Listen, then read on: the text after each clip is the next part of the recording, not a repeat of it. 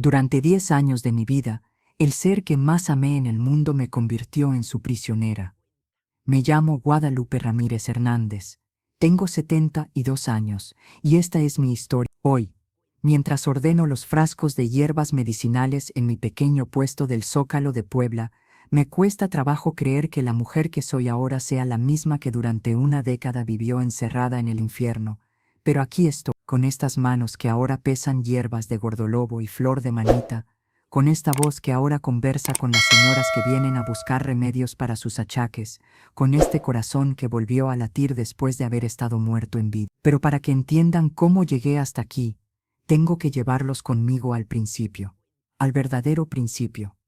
Nací en 1953, en un pueblo pequeño cerca de Cholula. Mi padre trabajaba en el campo y mi madre cosía vestidos para las señoras del pueblo. Éramos pobres, pero no nos faltaba lo necesario. A los 17 años me vine a Puebla buscando trabajo, porque en el pueblo no había futuro para una muchacha que soñaba con algo más que lavar ropa en el río. Conseguí empleo en una fábrica de zapatos. Ahí conocí a Roberto, el hombre que se convertiría en el padre de mi único hijo. Roberto era guapo, de eso no hay duda. Tenía ese bigote grueso que usaban todos los hombres en los 70, y una sonrisa que me hacía olvidar el cansancio de las 12 horas de pie frente a las máquinas. Nos casamos cuando yo tenía 20 años.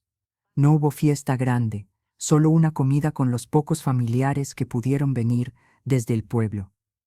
Rentamos un cuartito en la colonia La Libertad, 2 piezas pequeñas, pero eran nuestras. Recuerdo el olor del hospital, esa meste de desinfectante y miedo que te aprieta el pecho cuando estás a punto de convertirte en madre. Lo recuerdo todo, el llanto agudo cuando el doctor lo alzó, su carita arrugada, esos puñitos cerrados con tanta fuerza como si ya viniera luchando desde el vientre. Es un varón, dijo la enfermera, y yo lloré de felicidad, pensando que finalmente había hecho algo bien en mi vida. Durante los primeros años fuimos felices. O al menos yo creí que lo éramos. Roberto trabajaba en una bodega de abarrotes y yo seguía en la fábrica. Dejaba a Miguel con la vecina, doña Carmen, que me cobraba poco por cuidar. Todas las tardes corría a recogerlo, con los dedos todavía doloridos de la aguja industrial, y lo abrazaba como si hubiera pasado un año entero sin verlo. Olía a talco y a leche, ese olor que solo tienen los bebés y que desaparece demasiado rápido. Pero Roberto empezó a cambiar cuando Miguel cumplió 3 años. Llegaba tarde, oliendo a cerveza y a perfume barato. Al principio no dije nada. Una aprende desde niña que hay cosas que es mejor no preguntar, pero las sospechas crecen como la humedad en las paredes, silenciosas y destructivas. Una noche llegó con marcas de labial en el cuello. Ni siquiera se molestó en limpiárselas. ¿Qué es eso?, le pregunté, con Miguel dormido en mis brazos. No es nada, respondió, quitándose la camisa. No empieces con tus dramas, Guadalupe, pero sí era algo. Era todo. 6 meses después, Roberto se fue. Simplemente se fue. Un sábado por la mañana empacó su ropa en una maleta vieja. Me miró sin decir palabra y salió por esa puerta que nunca volvió a cruzar. Miguel tenía 4 años y preguntó por su papá durante semanas. ¿Qué le iba a decir? Que su padre nos había abandonado, que había elegido otra vida sin nosotros. Le dije que estaba trabajando lejos. Durante años, le dije esa mentira. Antes de seguir con esta historia tan dura, cuéntenme en los comentarios cómo se llaman y desde qué ciudad me están escuchando. Quiero saber quiénes son esas personas valientes que se atreven a oír la verdad cruda de la vida. Suscríbanse a Historias de la Abuela, porque lo que voy a contar no es para cualquiera. Me convertí en madre y padre al mismo tiempo. Trabajaba doble turno cuando podía, limpiaba casas los fines de semana, vendía tamales en las mañanas antes de ir a la fábrica. Las manos se me llenaron de callos, la espalda empezó a dolerme, pero cada peso que ganaba era para Miguel, para sus cuadernos, para sus uniformes, para que tuviera lo que yo nunca tuve. Él era un niño callado, no como los otros chamacitos de la colonia que correteaban por las calles gritando y jugando fútbol hasta que se ponía el sol. Miguel prefería quedarse en casa, dibujando o viendo la televisión. Es tranquilo, me decía doña Carmen. Eso es bueno, Lupita. Los niños inquietos dan más problemas, pero había algo en su mirada que a veces me incomodaba, una intensidad que no era normal en un niño de 6, 7, 8 años. Cuando lo regañaba por algo, no bajaba la vista como hacen los niños. Me sostenía la mirada con una frialdad que me hacía sentir pequeña. ¿Cómo no lo vi entonces? ¿Cómo no me di cuenta? Supongo que el amor de madre es ciego. O quizás no quería ver lo que ya empezaba a asomarse. En la primaria, las maestras me llamaban seguido. Miguel no se lleva bien con sus compañeros, me decían. Es muy solitario. Una vez, cuando tenía 9 años, le pegó a un niño que se había burlado de él. Le abrió el labio con una piedra. La directora me citó y me advirtió que una cosa más y lo expulsarían. ¿Por qué hiciste eso? Le pregunté esa tarde, con el corazón apretado de vergüenza y miedo. Porque se lo merecía, respondió, sin una pizca de arrepentimiento en la voz. Uno no puede andar golpeando a la gente, Miguel. Eso está mal. Pero tú me dijiste que me defendiera. Tú me dijiste que nunca me dejara. Tenía razón, yo le había dicho eso. Pero no de esa manera, no así. Los años pasaron y Miguel se convirtió en un adolescente difícil. No salía con amigos porque no tenía amigos. Se encerraba en su cuarto durante horas. Cuando intentaba hablar con él, me respondía con monosílabos o con ese silencio pesado que dolía más que cualquier grito. A los 17 años, dejó la escuela. No voy a volver, me dijo un lunes por la mañana, cuando le recordé que se le hacía tarde. ¿Cómo que no vas a volver? Te falta un año para terminar, Miguel. Un año nada más. No me sirve de nada. Voy a conseguir trabajo. Pero hijo, no soy tu hijo. Me cortó, con esa voz fría que ya se había convertido en su forma de hablar conmigo. Soy tu carga. Eso es lo que soy, ¿no? Por eso te la pasas trabajando como burra para mantenerme, pues ya no quiero ser tu carga. Me dolió. Dios sabe cuánto me dolió, pero pensé que era la rebeldía propia de la edad. Que se le pasaría, que algún día entendería todo lo que había hecho por él. Consiguió trabajo en un taller mecánico. Ganaba poco, pero al menos ayudaba con los gastos. Yo seguía trabajando en la fábrica, aunque las manos ya no me respondían como antes. La artritis había empezado a instalarse en mis articulaciones como un inquilino malvado que no piensa irse jamás. Cumplí 50 años trabajando, 50 años de mi vida frente a una máquina de coser zapatos. Miguel tenía 25 cuando sucedió, cuando mi vida cambió para siempre. Era un martes por la tarde. Recuerdo que había llovido en la mañana y el aire olía a tierra mojada. Estaba preparando la cena, sopa de fideo, el platillo favorito de Miguel cuando era niño. Puse la olla en la estufa. Me di la vuelta para sacar los tomates del refri y de pronto sentí un dolor punzante en la cabeza, como si alguien me hubiera metido un picayelo ardiendo directamente en el cerebro. Las piernas se me doblaron, la vista se me nubló, y lo último que recuerdo es el sonido de mi cuerpo golpeando contra el piso de la cocina. Desperté en el hospital 3 días después. La mitad de mi cuerpo no respondía. La mitad de mi cara estaba caída. Cuando intenté hablar, las palabras salieron arrastrándose como animales heridos. Tuvo un accidente cerebrovascular, me explicó el doctor, con esa voz profesional y distante que usan los médicos. Un derrame. El lado izquierdo ha quedado comprometido. Va a necesitar rehabilitación y mucho apoyo familiar. Miguel estaba ahí, de pie junto a la cama del hospital. Por primera vez en años, vi algo parecido a la preocupación en su rostro. No te preocupes, mamá, me dijo, tomando mi mano. Yo voy a cuidar de ti. Y en ese momento, con el cerebro todavía confundido por el derrame, con el miedo apretándome el pecho, pensé que finalmente mi hijo me había demostrado que sí me quería. Que después de todos esos años de distancia y frialdad, la adversidad nos había unido. Qué equivocada estaba, qué terriblemente equivocada. Los primeros meses fueron difíciles, pero normales. Miguel me ayudaba a vestirme, a bañarme, a comer. Yo me sentía avergonzada, humillada de depender de mi propio hijo para las cosas más básicas. Pero él parecía paciente. Parecía estar ahí para mí. La fisioterapeuta del hospital me había dado ejercicios para hacer en casa. Es importante que mantenga la movilidad, me había dicho. Puede recuperar mucho si es constante. Pero Miguel siempre tenía una excusa para que no hiciera los ejercicios. Estás muy cansada hoy, mamá. Mejor descansa, ya mañana los hacemos. No queremos que te lastimes. Al principio pensé que era consideración, que solo quería protegerme. Pero no era protección. Era control. Poco a poco, Miguel empezó a aislarme. Primero fue su tía. Doña Carmen preguntó por ti. Pero le dije que estabas descansando. Tu comadre Tere llamó, pero no me dejó recado. Las visitas se fueron espaciando hasta desaparecer. El teléfono sonaba menos. Y yo, atrapada en ese cuerpo que ya no me obedecía completamente, no podía hacer nada más que aceptar lo que él me decía.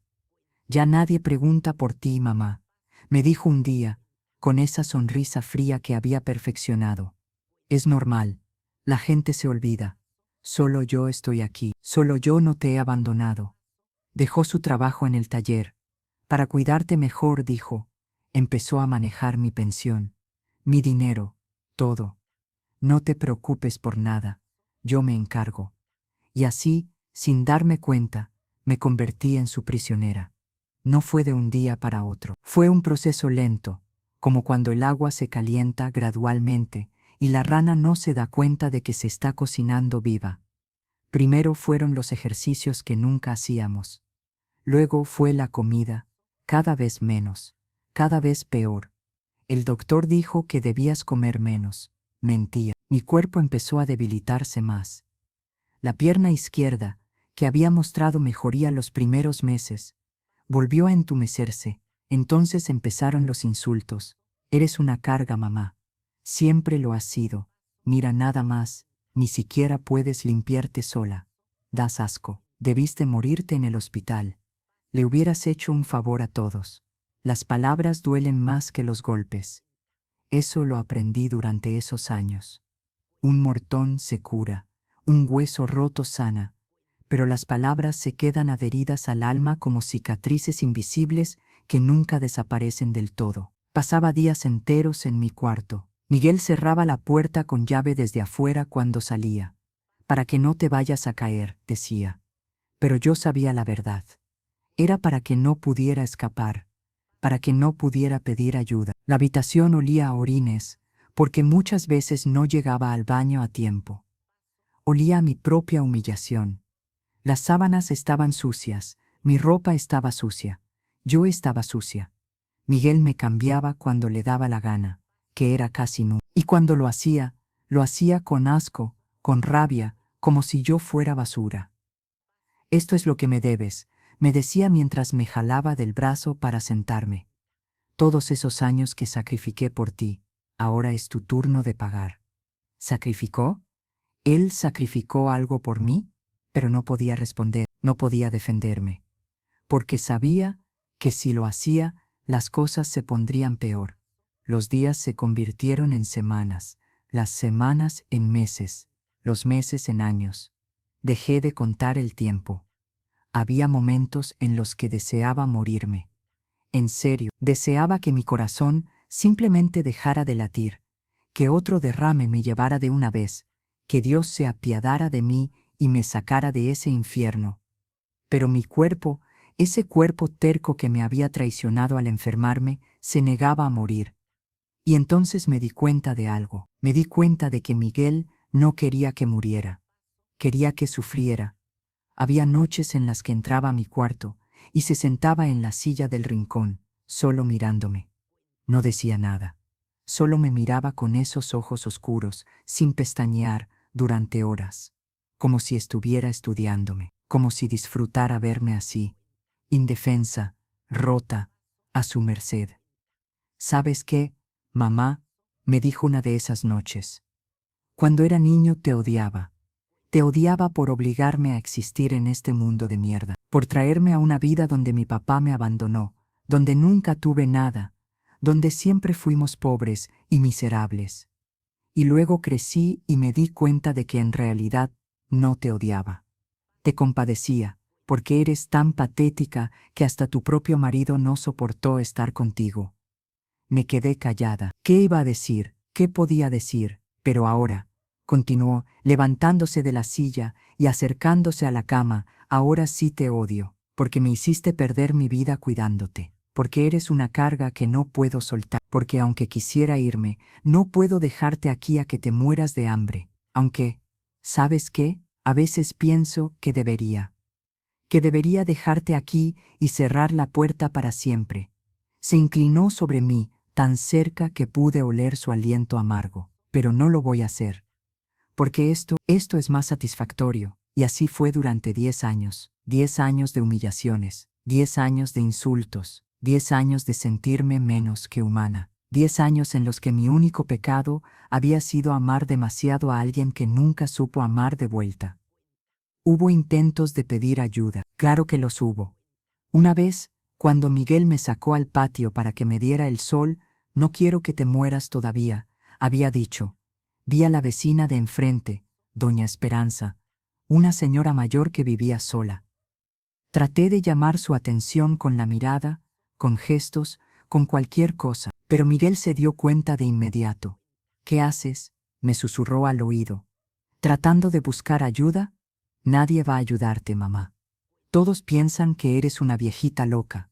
Si hablas, solo vas a hacer el ridículo. Y tenía razón. ¿Quién me iba a creer? Yo era una mujer de 60 y tantos años, paralizada, dependiente, y él era mi hijo dedicado que había dejado su vida para cuidarme. Esa era la historia que todos conocían. Esa era la mentira perfecta. Pero Doña Esperanza era más observadora de lo que Miguel pensaba. Había empezado a notar cosas. Que nunca me sacaban al patio. Que la casa siempre tenía las cortinas cerradas. Que Miguel salía poco, y cuando salía volvía rápido. Que a veces, en las noches de verano, cuando las ventanas estaban abiertas, se escuchaban sonidos extraños desde mi cuarto. Un día, doña Esperanza tocó la puerta. Buenas tardes, Miguel. Solo pasaba a preguntar cómo está tu mamá. Hace tiempo que no la veo. Está bien, doña Esperanza, respondió Miguel con esa voz amable que usaba con los extraños. Solo que está muy débil. Los doctores dicen que es mejor que no tenga muchas visitas. Ah, qué lástima. ¿Le puedo llevar un caldito? Hice caldo de pollo, y pensé, no se moleste. Mi mamá tiene una dieta muy especial. Pero gracias. Y cerró la puerta. Esa noche me golpeó por primera vez. Por tu culpa esa vieja metiche está preguntando, me dijo mientras me jalaba del cabello. Si vuelve a pasar, te va a ir peor. ¿Entendiste? Entendí, pero algo dentro de mí, algo que había estado dormido durante años, empezó a despertar. Una chispa diminuta de rabia, de indignación, de puro instinto de supervivencia. No podía seguir así. No iba a seguir así. Pasaron 2 años más, 2 años en los que esa chispa se convirtió en una llama pequeña pero constante. Empecé a hacer los ejercicios de fisioterapia en secreto, cuando Miguel dormía o cuando salía. Movía los dedos de la mano izquierda, trataba de doblar la rodilla, apretaba y soltaba el puño. Dolíos. ¿Cómo dolía? Pero el dolor significaba que todavía estaba viva, que todavía podía luchar. Recuperé algo de movilidad. No mucha, pero suficiente para poder sentarme sin ayuda. Suficiente para poder sostener un vaso. Suficiente para tener esperanza. Y entonces llegó aquel martes de agosto. El día que mi vida volvió a cambiar. Miguel había salido a comprar cerveza. Era media tarde, y el calor era insoportable. Yo estaba acostada en la cama, mirando el techo, cuando escuché voces afuera. Era doña Esperanza hablando con alguien en la calle, y de pronto, sin saber de dónde salió la fuerza, sin saber cómo mi garganta encontró el aire, grité. Grité con todo lo que tenía. Ayuda, ayúdenme por favor. Mi voz sonó ronca, quebrada, casi irreconocible después de años de apenas usarla. Pero era mi voz. Era mi grito, era mi libertad tratando de abrirse paso a través de las paredes de mi prisión. Volví a gritar. «Estoy aquí, ayúdenme». Las voces afuera se callaron. Hubo un silencio terrible. Y luego, escuché pasos acercándose a la puerta. «Señora Guadalupe», era la voz de doña Esperanza. «¿Está bien?» «No», grité. «No estoy bien. Llame a la policía». «Por favor», escuché más voces, más pasos. Alguien estaba tratando de abrir la puerta principal. Y entonces escuché el motor del coche de Miguel acercándose. Mi corazón se detuvo. Iba a matarme. Cuando entrara y viera lo que había hecho, iba a matarme. Estaba segura de eso. Pero ya no me importaba, porque por primera vez en 10 años, había gritado. Por primera vez en 10 años, había pedido ayuda. Por primera vez en 10 años, había elegido luchar. Aquella tarde, cuando grité con toda mi fuerza por primera vez en 8 años, fue cuando el infierno comenzó a abrir la puerta de salida. El motor del coche se detuvo frente a la casa. Escuché la puerta del carro cerrarse de golpe, los pasos de Miguel acercándose, y las voces de doña Esperanza y otras personas afuera, cada vez más insistentes. «Miguel, abre la puerta. Tu mamá está pidiendo ayuda. Debe ser que está confundida». Doña Esperanza, escuché la voz de Miguel, todavía tratando de sonar calmado. «Ya sabe, que a veces se desorienta». «No estoy confundida», grité desde adentro, con una fuerza que no sabía que todavía tenía. «Mi hijo me tiene encerrada. Hace años que me tiene encerrada». Silencio, y entonces, como un milagro, el sonido de una sirena acercándose. Doña Esperanza había llamado a la policía antes de venir.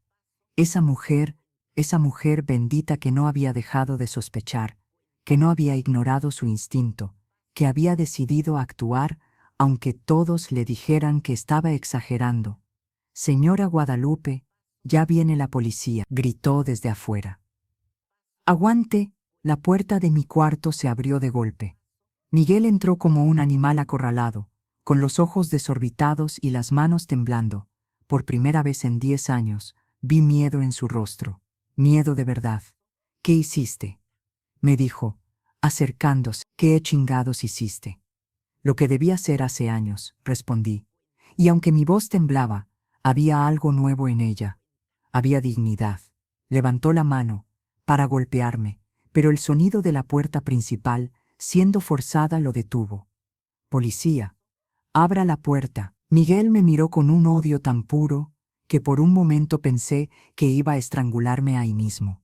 Pero escuchamos pasos entrando a la casa, voces de hombres ordenándole que saliera. «Esto no se queda así», me susurró antes de salir del cuarto. «Esto no se queda así». Pero sí se quedó así, porque cuando los policías entraron a mi cuarto y vieron el estado en el que me encontraba, cuando vieron las sábanas sucias, las llagas en mi espalda por estar tanto tiempo acostada, lo delgada que estaba, la mirada de terror en mis ojos, cuando vieron todo eso, entendieron la verdad. Uno de los policías, un hombre joven que no tendría más de 30 años, se agachó junto a mi cama. Tenía lágrimas en los ojos. «Ya está, señora, ya está.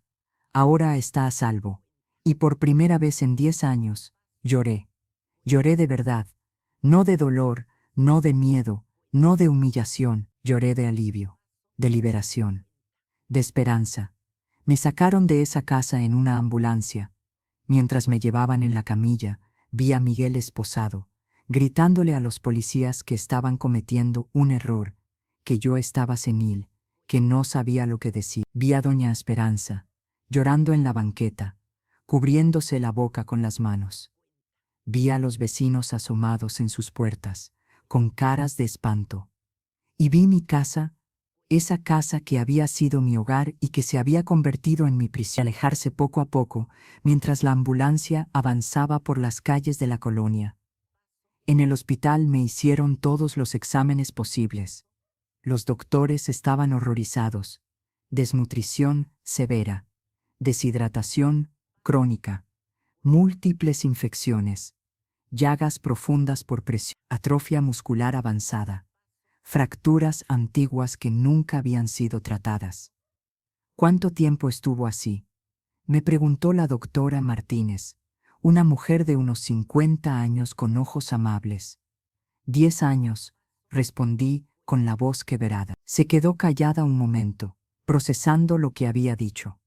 Luego apretó mi mano. Pues se acabó. Ahora vamos a cuidarla, como se debe.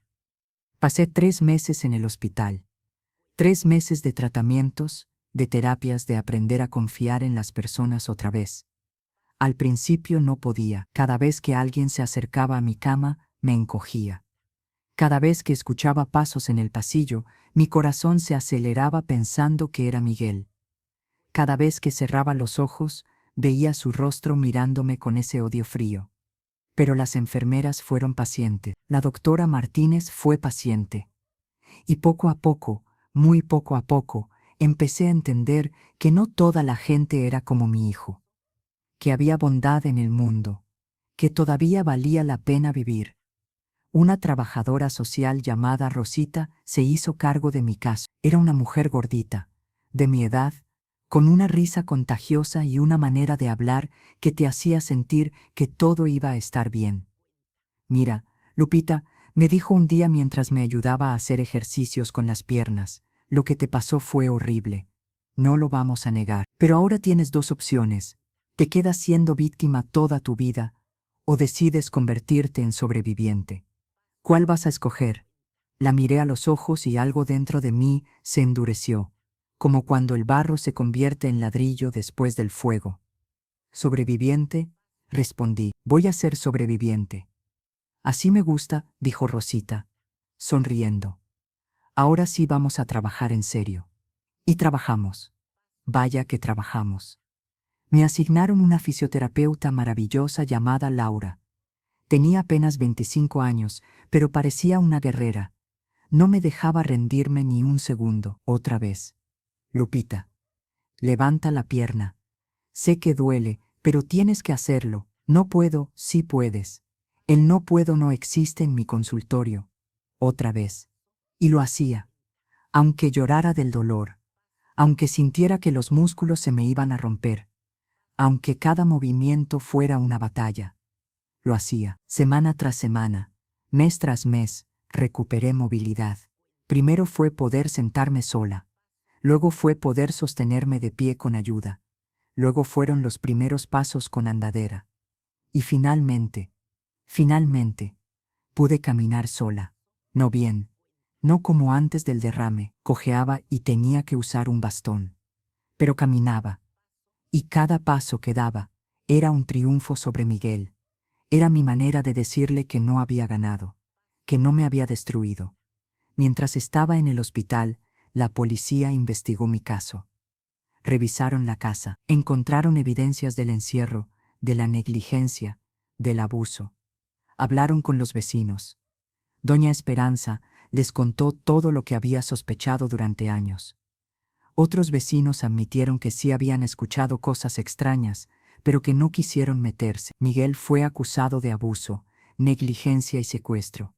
Su juicio fue rápido porque las evidencias eran abrumadoras.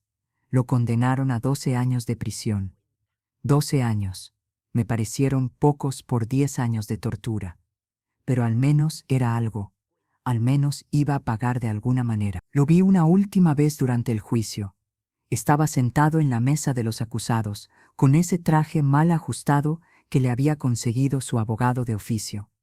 Me miró durante todo el proceso, no con arrepentimiento, no con culpa, sino con ese mismo odio frío de siempre. Cuando el juez leyó la sentencia, no mostró ninguna emoción, solo siguió mirándome.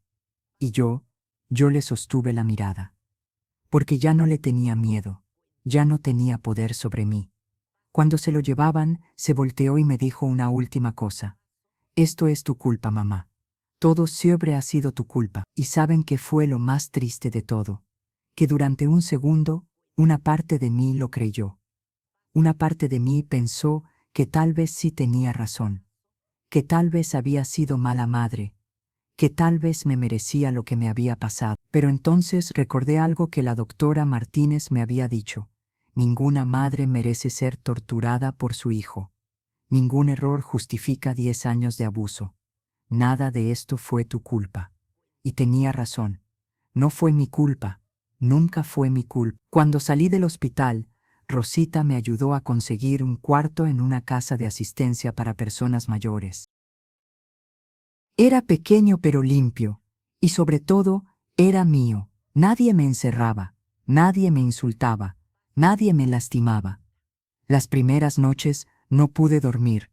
Me despertaba sobresaltada, pensando que escuchaba los pasos de Miguel en el pasillo. Me despertaba llorando, atrapada en pesadillas donde todavía estaba encerrada en ese cuarto sucio.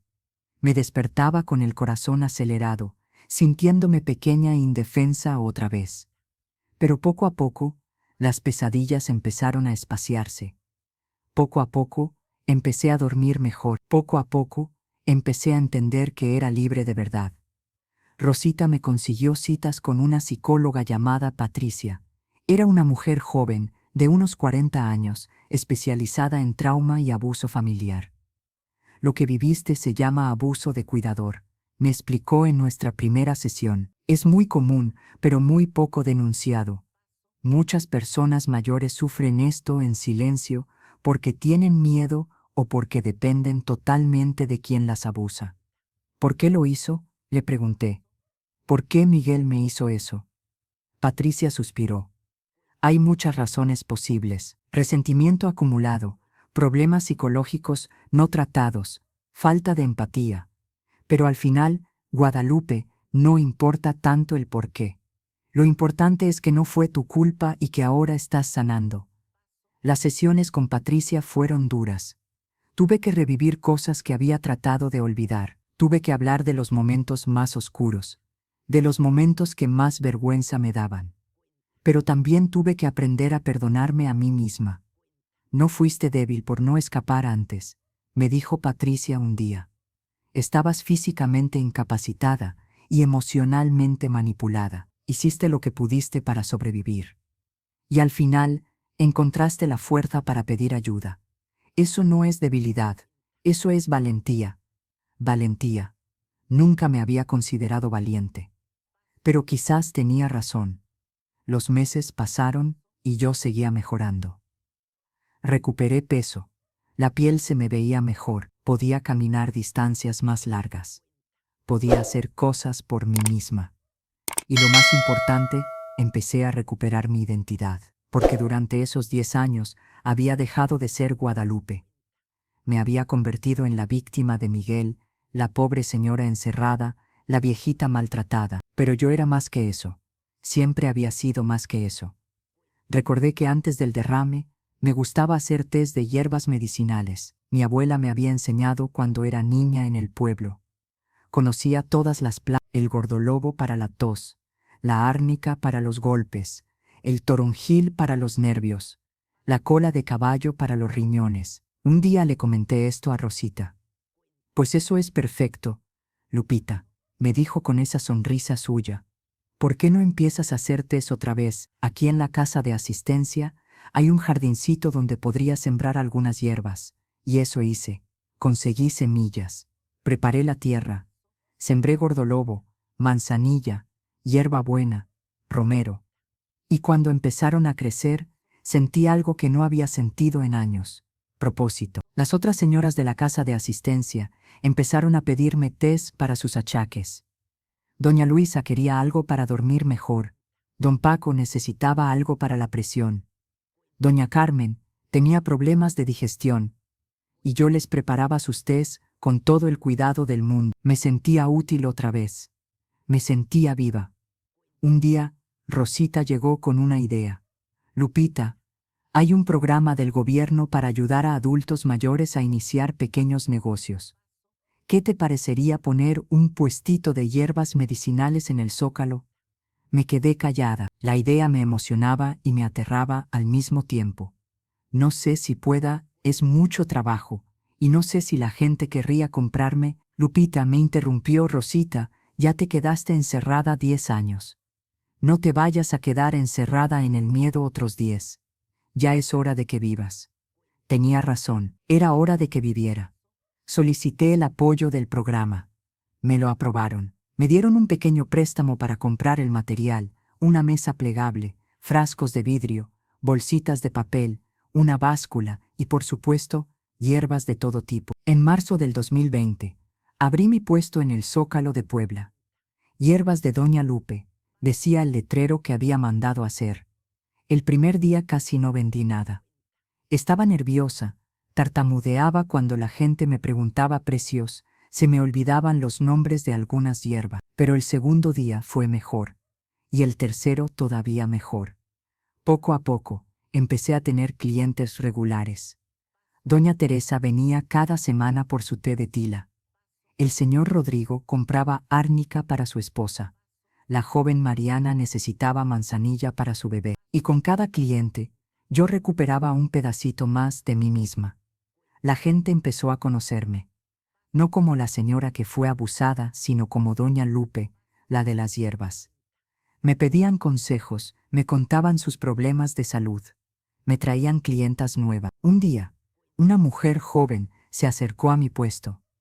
Tendría unos 30 años y traía un ojo morado mal disimulado con maquillaje. ¿Tiene algo para los nervios?, me preguntó con voz temblorosa. Tengo valeriana. Es muy buena, le dije mientras le preparaba una bolsita. Cuando le di el té, nuestras miradas se cruzaron, y en sus ojos vi algo que reconocí de inmediato. Miedo, el mismo miedo que yo había sentido durante 10 años. ¿Está bien, mija?, le pregunté en voz baja. Sus ojos se llenaron de lágrimas. No, no estoy bien. Mi esposo... No terminó la frase, no hacía falta. Tomé su mano. Escúcheme bien, yo sé lo que está pasando. Lo sé porque lo viví. Y le voy a decir algo muy importante. No es su culpa. Y no tiene que quedarse ahí. Hay gente que puede ayudarla. Le di el número de Rosita y de un refugio para mujeres víctimas de violencia. No sé si alguna vez llamó. Nunca la volví a ver. Pero espero que sí. Espero que haya encontrado el valor para salir como lo encontré yo. Ese día entendí algo. Entendí que mi historia, por más dolorosa que fuera, podía servir para ayudar a otros, que mi sobrevivencia tenía un propósito mayor.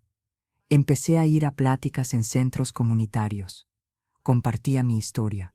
No todos los detalles, algunos eran demasiado dolorosos para repetir constantemente. Pero sí lo esencial. Lo que había vivido, cómo había sobrevivido y sobre todo, cómo había vuelto a empezar. Las mujeres que escuchaban mis pláticas lloraban. Algunas se acercaban después para contarme que ellas también estaban viviendo situaciones de abuso. Otras me agradecían por darles esperanza. Algunas solo me abrazaban sin decir nada. Y yo entendía, porque cuando estás en medio del abuso, cuando te sientes tan pequeña e insignificante, cuando piensas que nunca vas a salir de ahí, escuchar la historia de alguien que sí salió puede ser la diferencia entre rendirse y resistir. Fue en una de esas pláticas donde conocí a Antonio. Era un hombre de 75 años, viudo, que había ido acompañando a su hija a la plática. Después se acercó a hablar conmigo. Señora Guadalupe, quiero decirle que admiro mucho su valentía. Mi esposa sufrió abuso de su primer marido antes de que nos conociéramos. Sé lo difícil que es recuperarse de algo así. Gracias, le dije. Es un proceso largo, pero se puede. Empezamos a hablar seguido. Antonio también tenía un puesto en el Zócalo, vendía artesanías de madera que él mismo tallaba. Nos hicimos amigos. Y luego, algo más. Al principio, me asustaba la idea de tener una relación otra vez. ¿Cómo iba a confiar en alguien después de lo que Miguel me había hecho? ¿Cómo iba a dejar que alguien se acercara tanto? Pero Antonio era paciente, era amable, nunca presionaba, nunca exigía, solo estaba ahí, constante como el sol. Guadalupe, me dijo un día mientras tomábamos café en su puesto, yo no te voy a lastimar, pero entiendo si necesitas tiempo, todo el tiempo del mundo. Y le creí, porque había aprendido a distinguir la diferencia entre el amor verdadero y el control disfrazado de amor. El amor verdadero respeta tu espacio, El amor verdadero te hace crecer, no te hace pequeña. El amor verdadero te da libertad, no te la quita. Llevamos 2 años juntos. No vivimos juntos. Yo todavía necesito mi espacio, mi independencia, mi libertad. Pero nos vemos todos los días en el Zócalo. Desayunamos juntos. Nos acompañamos. Y por primera vez en mi vida, entiendo lo que significa estar con alguien sin tener miedo. La vida siguió su curso. Mi negocio de hierbas creció. Empecé a darle trabajo a otras 2 señoras mayores de la casa de asistencia. Abrí una cuenta de ahorro. Pude rentar un cuartito más grande. Pequeños logros que para mí significaban el mundo entero. Pero había algo que todavía pesaba en mi corazón. Miguel. Habían pasado 5 años desde su condena. 5 años en los que no había tenido ningún contacto con él. Ni cartas, ni visitas, nada. Y estaba bien así. No lo necesitaba. No lo extrañaba. Pero a veces me preguntaba si algún día sentiría arrepentimiento, si algún día entendería el daño que me había hecho, si algún día se convertiría en un ser humano capaz de empatía. La respuesta llegó de una manera que nunca esperé. Un día, mientras estaba atendiendo mi puesto, se acercó un joven de unos 25 años. «¿Usted es Guadalupe Ramírez?», me preguntó. «Sí, soy yo». «¿En qué le puedo ayudar?». «Soy el trabajador social del Cerezo. Vengo a informarle que su hijo Miguel está muy enfermo. Tiene cáncer de páncreas en etapa avanzada. Sentí como si me hubieran tirado un balde de agua fría. Está pidiendo verla. Dice que necesita hablar con usted antes de que sea tarde». Me quedé callada. El joven me miraba esperando una respuesta, pero yo no sabía qué decir. Todos los sentimientos que había trabajado en terapia durante 5 años subieron de golpe: rabia, dolor, confusión y una extraña sensación de lástima. «No sé si quiera verlo», dije finalmente. «Lo entiendo, señora. Es su decisión. Solo quería informarle. Aquí le dejo el número del Cerezo por si cambia de opinión». Esa noche no pude dormir. Le conté a Antonio lo que había pasado. «¿Qué vas a hacer?», me preguntó. «No lo sé. Una parte de mí quiere ir solo para gritarle todo lo que nunca pude decirle. Otra parte no quiere volver a verlo nunca». «¿Y qué dice tu corazón?». «Mi corazón está cansado, Antonio. Está cansado de cargar con tanto dolor. Entonces tal vez sea hora de soltarlo. No por él, por ti. Hablé con Patricia, mi psicóloga. Si decides ir, Guadalupe, hazlo solo si tú quieres, no porque sientas que es tu obligación como madre. Esa obligación se rompió cuando él decidió torturarte durante 10 años. Pero es mi hijo, está muriendo, es el hombre que abusó de ti. Que estés biológicamente conectada a él no cambia eso. El perdón, si decides darlo, es para tu paz, no para su redención». Pasaron 3 semanas antes de que tomara la decisión. Iba a ir, pero no por él, por mí, para cerrar ese capítulo de una vez por todas. El día de la visita, Antonio me acompañó hasta la entrada del Cerezo. Me apretó la mano. «Te espero aquí, todo el tiempo que necesites». Entré al centro de reclusión. El olor era terrible, una mezcla de humedad, desinfectante y desesperanza. Me revisaron, me hicieron firmar papeles y finalmente me llevaron a una sala pequeña donde estaba Miguel. No lo reconocí al principio. Estaba demacrado, con la piel amarillenta, la mirada hundida. Parecía tener 100 años en lugar de 50. El cáncer lo había consumido casi por completo. Cuando me vio entrar, algo brilló en sus ojos. ¿Esperanza? ¿Arrepentimiento? No lo sé, mamá, dijo con voz débil. Viniste. Me senté frente a él. Había un guardia en la esquina, observando. Me alegré de que estuviera ahí. Vine porque quería cerrar este capítulo de mi vida. Le dije con voz firme. No porque te lo merezcas. Mamá, yo necesito que sepas que... No, lo interrumpí. Vas a escuchar. Durante 10 años tuve que escucharte a ti. Durante 10 años tuve que aguantar tus insultos, tu abuso, tu crueldad. Ahora me toca a mí hablar. Se quedó callado. ¿Sabes qué es lo más triste de todo esto, Miguel? Que te di todo. Te di mi juventud, mi salud, mi dinero, mi amor. Sacrifiqué todo por ti. Y tú me pagaste con tortura. Durante años me hiciste sentir que yo era la culpable, que me merecía lo que me hacías. Y casi te creí. Las lágrimas empezaron a rodar por mis mejillas, pero no las limpié, que las viera. Pero aprendí algo después de salir de ese infierno. Aprendí que nada de lo que hice o dejé de hacer como madre justificaba lo que me hiciste. Nada. Pude haber sido la peor madre del mundo y aún así no merecía eso. Lo siento, susurró. De verdad lo siento. Ah, sí, le pregunté. ¿Lo sientes de verdad o solo tienes miedo de morirte e irte al infierno? Porque tuviste 12 años para sentirlo, Miguel. 12 años para darte cuenta de lo que estabas haciendo. Y nunca paraste. Estaba enojado, estaba resentido, me sentía atrapado, yo también estaba atrapada. Mi voz subió de volumen. Yo también estaba enojada. ¿Y sabes qué? Nunca te torturé por eso. Nunca te encerré. Nunca te humillé. Miguel empezó a llorar.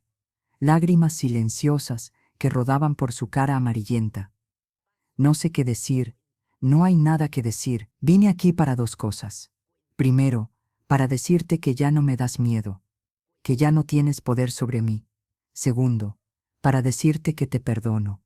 Levantó la vista, sorprendido. Pero escúchame bien, continué. Te perdono porque yo necesito soltar ese peso, porque cargar con rencor me lastima más a mí que a ti. Pero perdonarte no significa que lo que hiciste esté bien.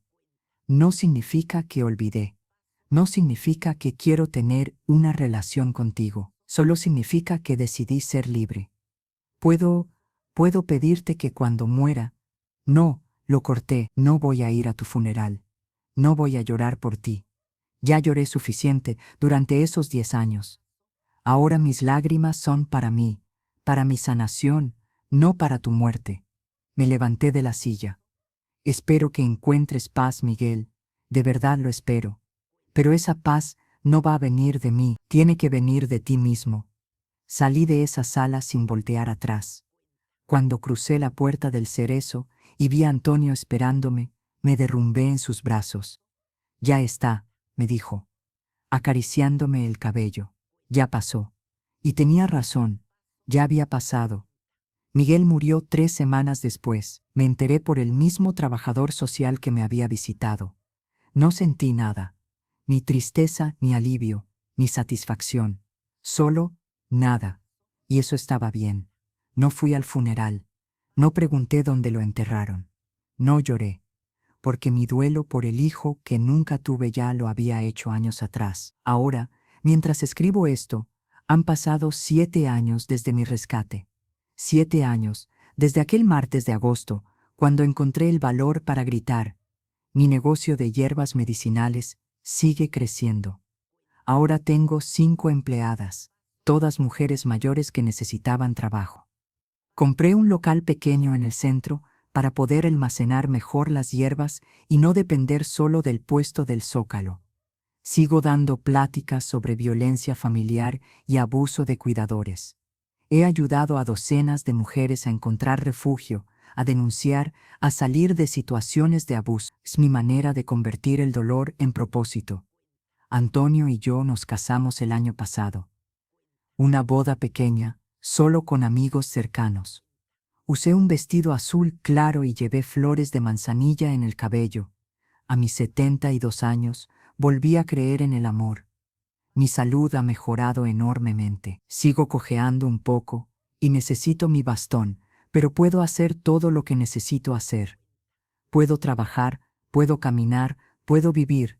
Eso es más de lo que nunca pensé que volvería a tener. ¿Hay días difíciles? Por supuesto. Todavía tengo pesadillas a veces. Todavía hay sonidos o situaciones que me disparan recuerdos del encierro. Todavía voy a terapia cada 15 días con Patricia. Pero la diferencia es que ahora tengo herramientas para lidiar con eso. Tengo una red de apoyo. Tengo propósito. Tengo libertad. A veces me preguntan cómo logré salir adelante después de todo lo que pasé. Y siempre doy la misma respuesta: un día a la vez, un paso a la vez, una decisión a la vez. La decisión de pedir ayuda aquel martes de agosto. La decisión de hacer fisioterapia aunque doliera. La decisión de creer que merecía algo mejor. La decisión de perdonar, no por él, sino por mí. La decisión de vivir, no solo sobrevivir. Y aquí estoy, sentada en mi puesto del Zócalo de Puebla, pesando hierbas de gordolobo para una señora que tiene tos, con Antonio a unos metros, tallando una figura de madera, con el sol calentando mi espalda, con la libertad de decidir qué hacer con cada minuto de mi día. No elegí lo que me pasó, pero sí elegí lo que hice después. Y eso es algo que nadie me puede quitar. A veces las señoras que vienen a comprar hierbas me dicen: Doña Lupe, usted es muy valiente. Y yo siempre respondo lo mismo: no fui valiente durante el abuso, fui sobreviviente. La valentía vino después, cuando decidí no dejar que eso me definiera. Porque eso es lo que quiero que entiendan. El abuso no es tu identidad. El dolor no es tu destino. La violencia no es tu culpa. Y nunca, nunca es demasiado tarde para volver a empezar. Yo empecé de nuevo a los 62 años. Parcialmente paralizada, traumatizada, sin un peso en la bolsa. Y aún así, lo logré. Así que si alguien que está escuchando esta historia está pasando por algo similar, si están atrapados en una relación abusiva, si están siendo maltratados por quien debería cuidarlos, si sienten que no hay salida, quiero que sepan esto: sí hay salida, sí pueden salir, sí merecen algo mejor, y no están solos. Busquen ayuda, hablen con alguien, llamen a una línea de emergencia, confíen en su instinto. Y cuando llegue ese momento en el que tienen que decidir entre quedarse callados o gritar, griten. Griten con toda la fuerza que tengan, porque ese grito puede ser la diferencia entre seguir existiendo y empezar a vivir. Durante 10 años de mi vida, el ser que más amé en el mundo me convirtió en su prisionera. Pero durante los últimos 7 años, me he convertido en la dueña de mi propio destino. Y eso vale más que todo el oro del mundo. Me llamo Guadalupe Ramírez Hernández. Tengo 72 años. Y esta fue mi historia. Una historia de horror, sí, pero también de esperanza. Una historia de abuso, sí, pero también de resiliencia. Una historia de oscuridad, sí, pero también de luz, porque al final, después de todo el dolor, después de todas las lágrimas, después de todos los años perdidos, aprendí que la mejor venganza es vivir bien. ¿Y yo estoy viviendo bien. Si esta historia tocó su corazón, suscríbanse a Historias de la Abuela y cuéntenme en los comentarios si ustedes también creen que una mujer puede renacer después del dolor. Aquí demostramos que no hay edad para volver a empezar y que la venganza más dulce es vivir bien. Compartan esta historia con alguien que necesite escucharla, porque nunca sabemos quién puede estar pidiendo ayuda en silencio. Y recuerden, su historia no termina donde empieza el dolor, apenas está comenzando donde encuentran el valor para sanar. Los espero en la próxima historia, con el corazón abierto y las manos llenas de esperanza. Soy su abuela Guadalupe, recordándoles que siempre, siempre vale la pena seguir adelante.